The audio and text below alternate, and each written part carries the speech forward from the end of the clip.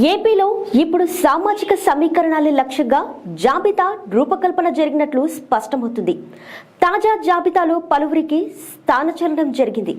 అలాగే వారసులకు ఇన్ఛార్జీల పోస్టులు కూడా దక్కాయి. ఇది ఓవరాల్గా వైసీపీ సెకండ్ లిస్ట్ సారాంశం. రెండో జాబితాలో 27 నియోజకవర్గాలకు కొత్త ఇన్ఛార్జీలను ప్రకటిస్తే అందులో 16 కొత్త ముఖాలు కనిపించాయి.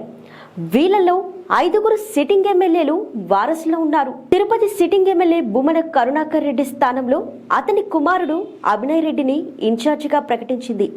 అలాగే చంద్రగిరిలో చెవిరెడ్డి భాస్కర్ రెడ్డి స్థానంలో ఆయన కుమారుడు మోహిత్ రెడ్డికి, గుంటూరు ఈస్ట్లో షేక్ ముస్తఫా ప్లేస్లో తన కుమార్తె షేక్ నూరి ఫాతిమాకు, మచిలీపట్నంలో పేర్నినేని కుమారుడు పేర్ని కృష్ణమూర్తి అలియాస్ కిట్టుకి, రామచంద్రాపురంలో పిల్లి సుభాష్ కుమారుడు పిల్లి సూర్యప్రకాష్కు, పోలవరంలో తెల్లం బాలరాజుకు బదులుగా అతని భార్య తెల్లం రాజ్యలక్ష్మికి ఇన్ఛార్జీల బాధ్యతలు అప్పగించింది వైసీపీ ప్రభుత్వం.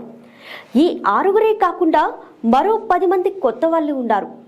హిందూపురం పార్లమెంటు స్థానానికి జె శాంతను ఇన్ఛార్జిగా ప్రకటించారు.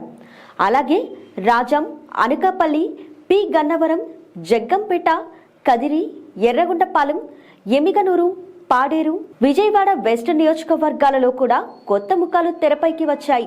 175 నియోజకవర్గాలలో గెలుపే లక్ష్యంగా ఇన్ఛార్జీల నియామకం జరుగుతుందని మంత్రి బొత్స సత్యనారాయణ పేర్కొన్నారు. ప్రజాదరణ, సమర్థత, వైసీపీ నాయకత్వంపై ఉండే నమ్మకం ఇవన్నీ చూశాకే ఎంపిక చేసినట్లు చెప్పుకొచ్చారు. సెకండ్ లిస్ట్ ను గమనిస్తే అత్యధికంగా ఉమ్మడి తూర్పుగోదావరి జిల్లాలో 7 చోట్ల మార్పు జరిగాయి. ఆ తరువాత ఉమ్మడి విశాఖ, అనంతపురం జిల్లాలలో 5 చొప్పున చేంజెస్ చేసింది వైసీపీ. ఇక ఉమ్మడి కృష్ణా జిల్లాలో 3 చోట్ల, ఉమ్మడి చిత్తూరు జిల్లాలో 2 చోట్ల మార్పులు జరిగాయి.